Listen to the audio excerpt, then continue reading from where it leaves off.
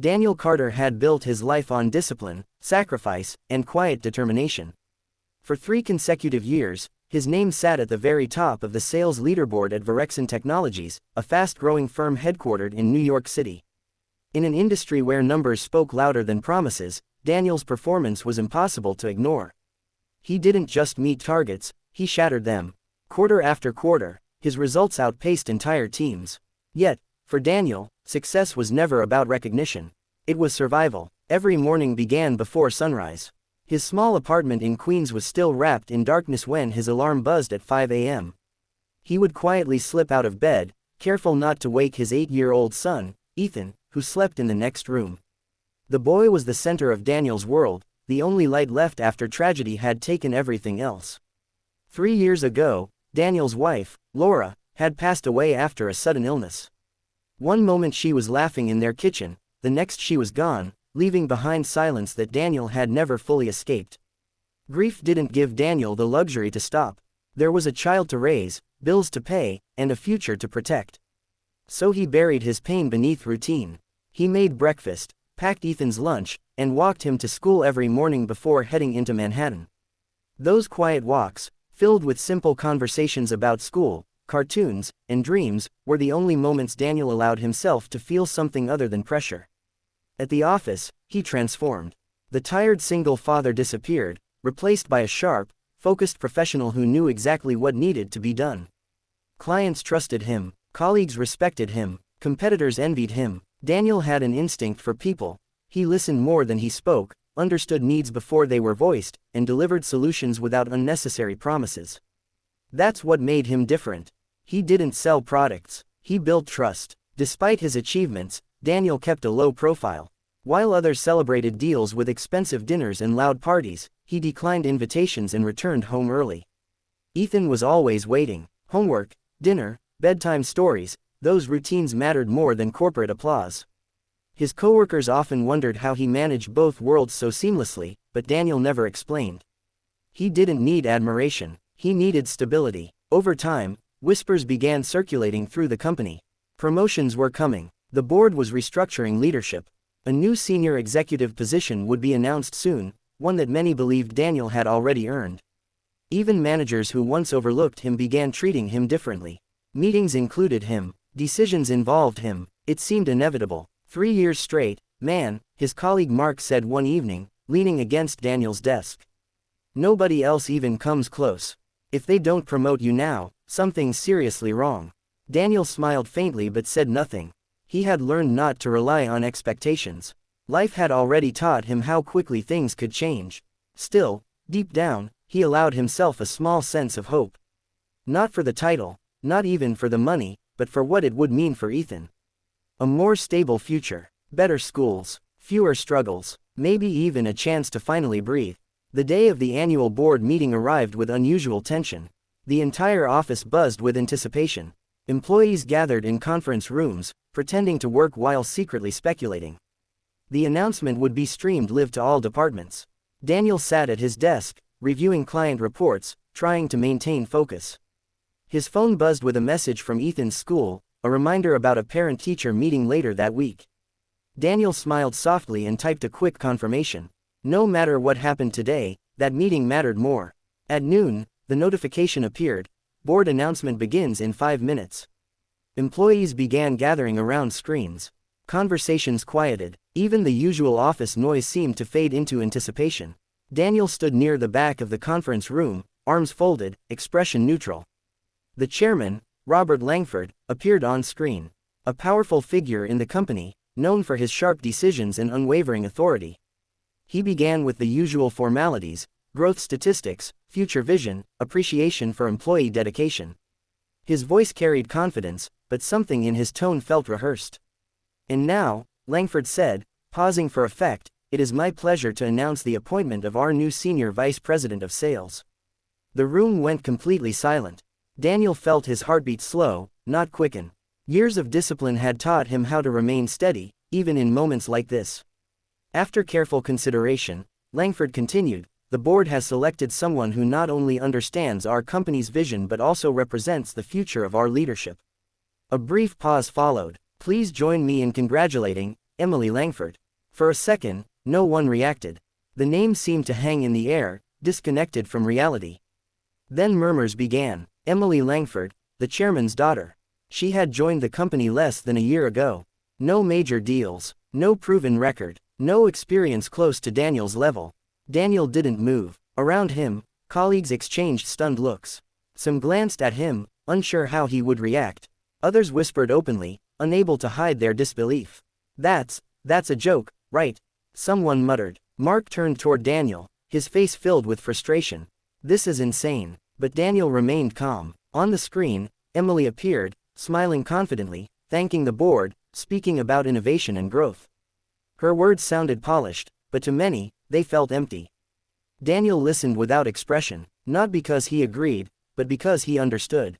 Life wasn't always fair, merit didn't always win, and expectations often led to disappointment.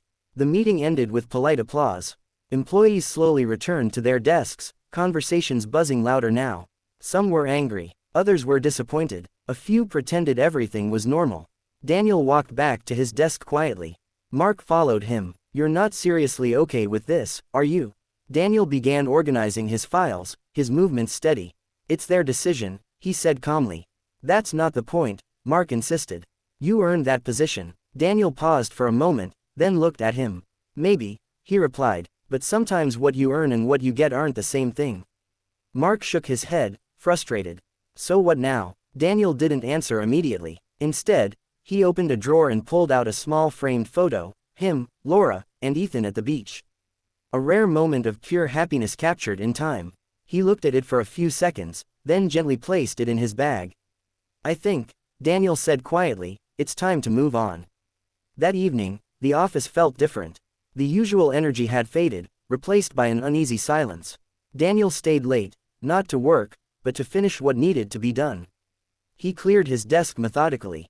Files, notebooks, personal items, everything packed with care. No rush, no anger, just quiet acceptance. When he finally stood up, the office was nearly empty.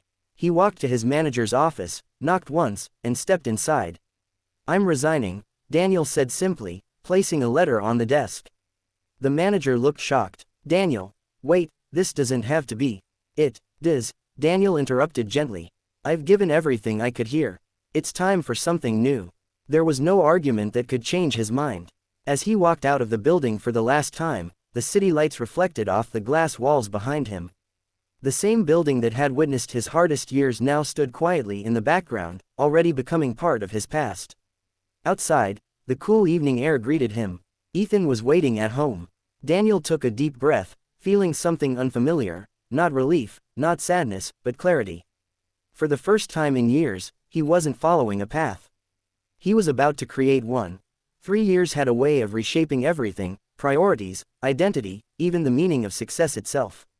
For Daniel Carter, those years were not marked by luck or sudden breakthroughs, but by relentless effort, quiet resilience, and a refusal to let one moment of rejection define the rest of his life.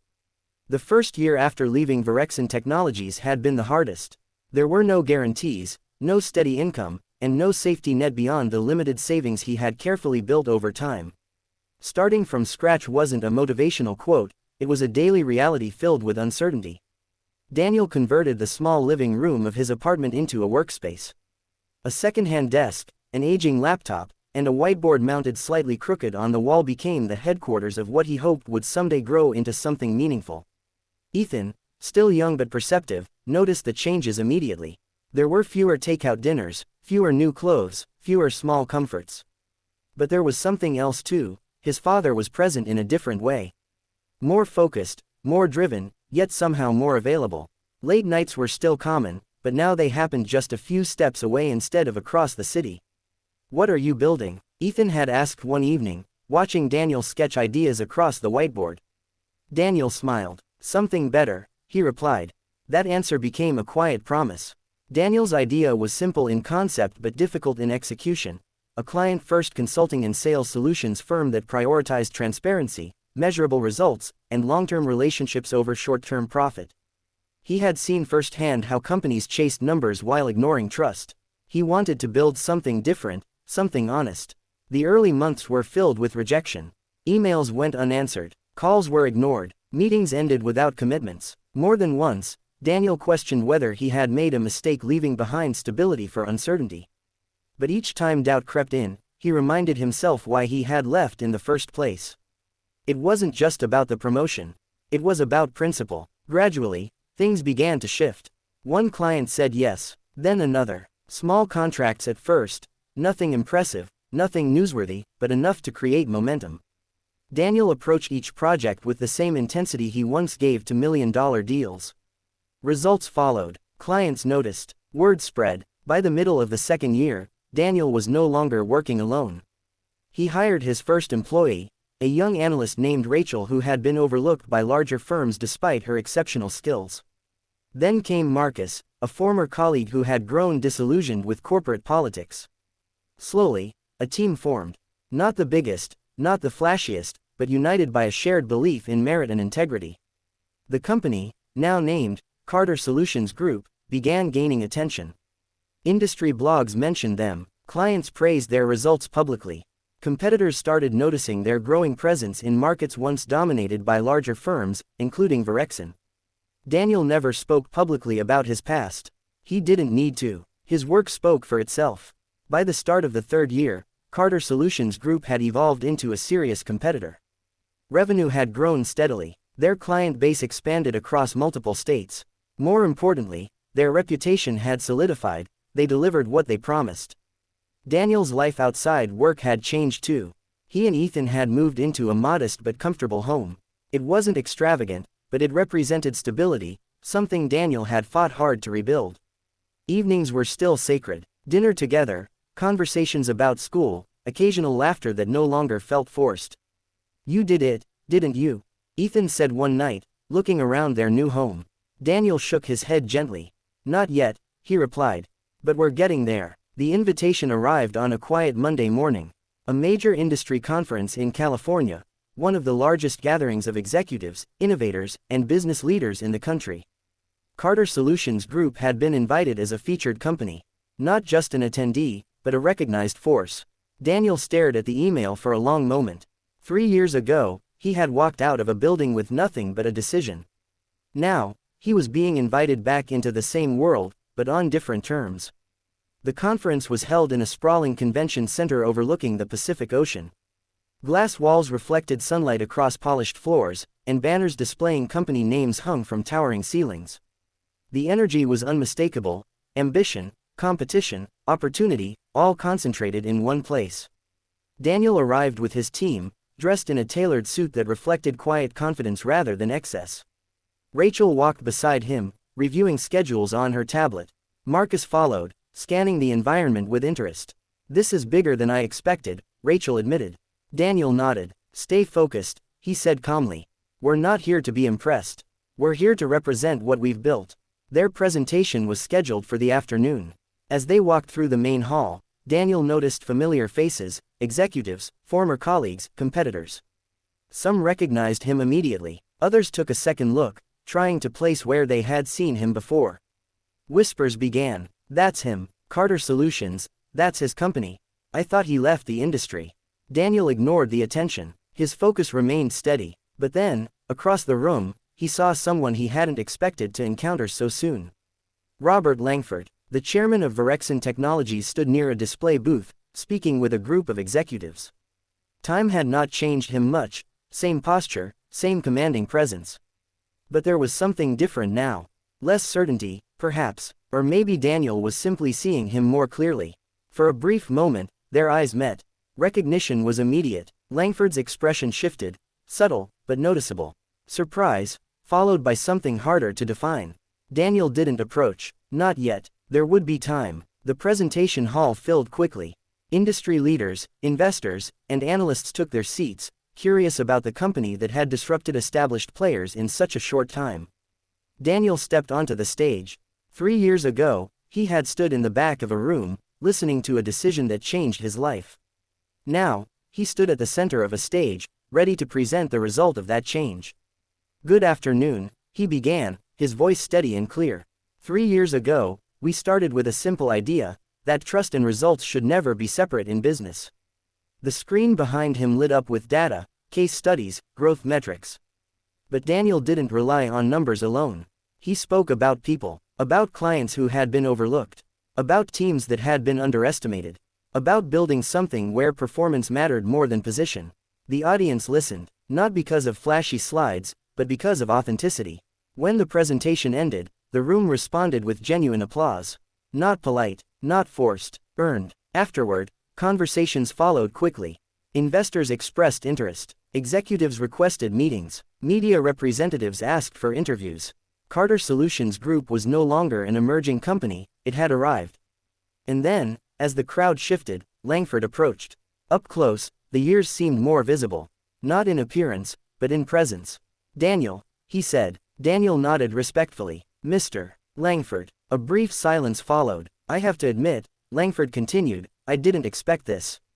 Daniel's expression remained calm. Most people didn't. Langford glanced around at the activity surrounding them, the attention, the recognition. "You've built something impressive. Thank you." Another pause. "I may have misjudged you," Langford said, his tone measured. Daniel considered the words carefully before responding. "Maybe," he said, "but I don't think it was about judgment." Langford frowned slightly. "What do you mean?" Daniel met his gaze. "It was about priorities," he explained. "You chose familiarity over performance. That's your decision to make." There was no anger in his voice. No resentment. Just clarity. Langford exhaled slowly, as if absorbing the weight of the statement. "If you're open to it," he said, "perhaps we could discuss possibilities. Collaboration, maybe." The offer hung between them. 3 years ago, Daniel had been an employee hoping for recognition. Now, he was being approached as an equal. Or perhaps, something more. Daniel smiled slightly. "I appreciate that," he said. "But we're focused on our own path." It wasn't rejection, it was independence. Langford nodded, understanding more than the words themselves. "Of course," he replied. As he walked away, Daniel felt no sense of victory. Only confirmation. The past no longer held power over him. Later that evening, as the sun dipped below the horizon, casting golden light across the ocean, Daniel stood outside the convention center with his team. "You handled that well," Marcus said. Daniel looked out at the water. "It wasn't about handling it," he replied. "It was about moving forward." Rachel smiled. "Still," she added, "that was a moment." Daniel nodded, but his thoughts weren't on Langford, or the conference, or even the company. They were on Ethan, back home, waiting, because at the end of everything, success, recognition, achievement, there was still one promise that mattered more than all of it. And this time, Daniel was keeping it.